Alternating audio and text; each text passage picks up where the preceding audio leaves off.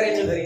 वारकऱ्याच्या घरी काय असतं? धन असतं? नाही. तुकोबराचं प्रमाण असं आहे, तुकोबरा म्हणतात आमची परिस्थिती काय सांगावी, आम्ही सदैव सुडकी सुतमळी येतात चोर धागे जाऊ मूर्ती विके कुत्री घर राखी नांदणूक आईसे सांगा आम्हा घरी पोट भरे विकेवरी कोण जतन करी गुरे वासरे, कोण ती करी जतन गुरे वासरे. आमची जनावरं आमची पोरं बाळ कशी सांभाळली जातात. एकदा नामदेव महाराजांना सहज विचारलं होतं देवाने, हो नामदेव महाराज तुमची सध्याची परिस्थिती कशी आहे? ती म्हणली काय कमी आहे आमच्याकडे.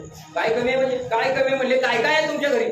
तर नामदेव महाराजांनी एक प्रमाण दिले, म्हणजे प्रमाणाची यादीच दिली देवाकडून, कोण देवाच्या घरी काय आहे आणि संतांच्या घरी काय आहे. नामदेव महाराज म्हणतात देवा तुम्हा घरी पोचकी लुगडी आम्हा घरी पुरे उघडी. अहो तुमच्या घरी पोचकी आणि लुगडी आहे, आमच्या घरी पुरे उघडी आहे. तुम्हा घरी गाई म्हशी आम्हा घरी उंदीर म्हशी. तुमच्या घरी गाई म्हशी आहे, आमच्या घरी उंदीर म्हशी आहे. असं नामदेव महाराजांनी त्यांना पुन्हा पुन्हा त्या प्रमाणातून सांगितलं. मग देवाने विचारलं तुम्ही खाता काय? नामदेव महाराजांनी एका शब्दात सांगितलं खातो काय? कन्या भाकरीचे खाणे कन्या भाकरीचे खाणे कन्या भाकरीचे खाणे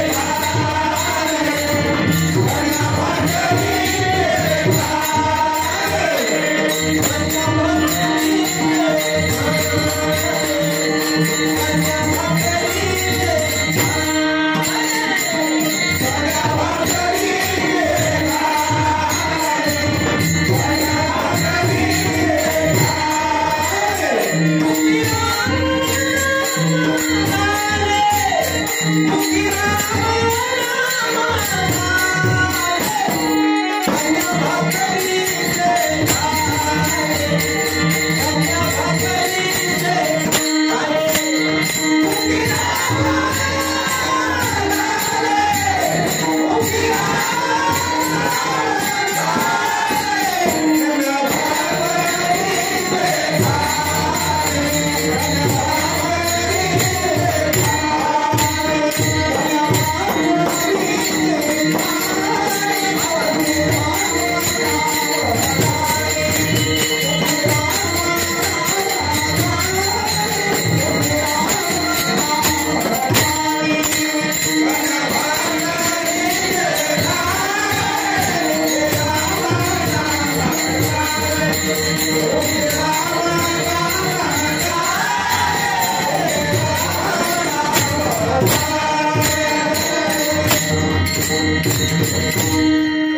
कन्या भाकरीचे खाणे मुखी राम नाम गाणे. देवाला सांगितल्याबरोबर देव म्हणतात कन्या. देवाच्या कन्याचा इतका जवळचा संबंध आहे, इतका जवळचा संबंध आहे की कृष्णा अवतारामध्ये कन्या खाल्ल्या होत्या विदुर घरच्या, विदुर काकाच्या घरी. त्या कन्याची आठवण झाली आणि म्हणले मग तुमच्या घरी कन्या आहेत, मग आम्हालाही घ्या म्हणले जेवायला.